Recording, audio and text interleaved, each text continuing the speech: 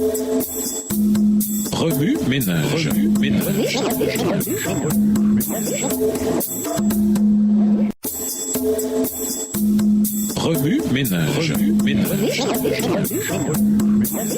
Bienvenue à votre émission Remue ménage. Nous voilà leçon de lundi. Interpréter le point principal. Dans la parabole de l'homme riche et de Lazare, il est clair que Jésus se sert de métaphores. La parabole n'avait pas pour but de fournir une description littérale de l'au-delà, mais plutôt de montrer comment les décisions que nous prenons aujourd'hui ont un impact sur nos destinées éternelles. Plusieurs observations nous montrent cela clairement. Par exemple, le sein d'Abraham ne serait jamais assez grand pour contenir tous les rachetés, et une simple goutte d'eau ne soulagerait guère une personne qui souffre dans le feu. De plus, l'idée qu'après sa mort, une personne perdue puisse communiquer avec une personne sauvée est tout simplement incompatible avec la conception biblique de la mort. La Bible souligne que les êtres humains sont des êtres mortels qui, à leur mort, retournent à la poussière. Elle décrit la mort comme un sommeil dans lequel il n'y a aucune conscience, à quelque niveau que ce soit. La mort, c'est tout simplement le contraire de la vie. Mais un jour, les morts seront réveillés. Pour ceux qui sont morts en Christ, la mort sera inversée lorsque Jésus viendra sur les nuées du ciel. 1 Thessaloniciens 4, les versets 16 à 17. Les méchants, a dit Jésus, ressusciteront, eux aussi. Ne vous en étonnez pas, car le moment vient où tous les morts qui sont enterrés entendront sa voix et sortiront de leur tombe. Ceux qui ont fait le bien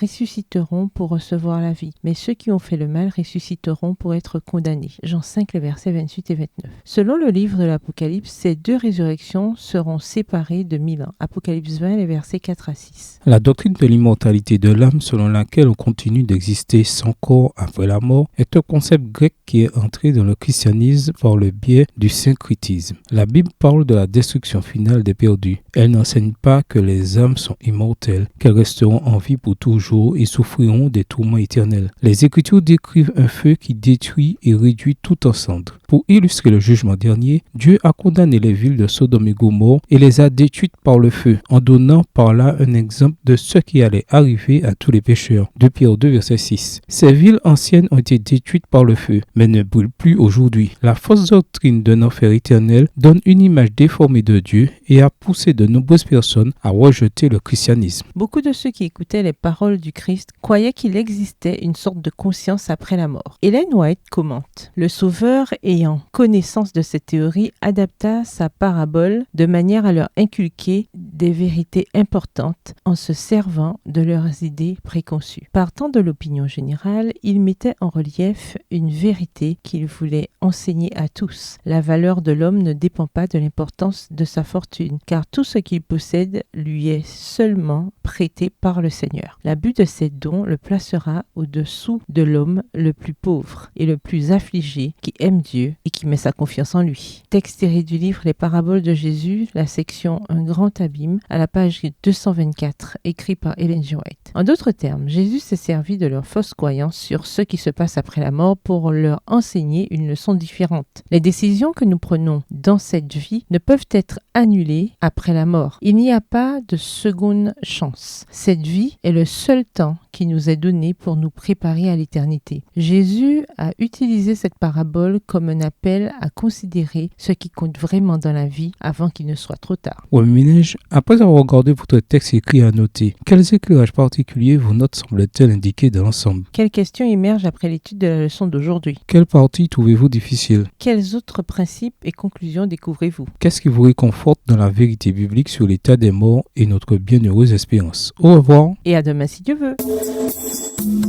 Remue ménage. Remue ménage.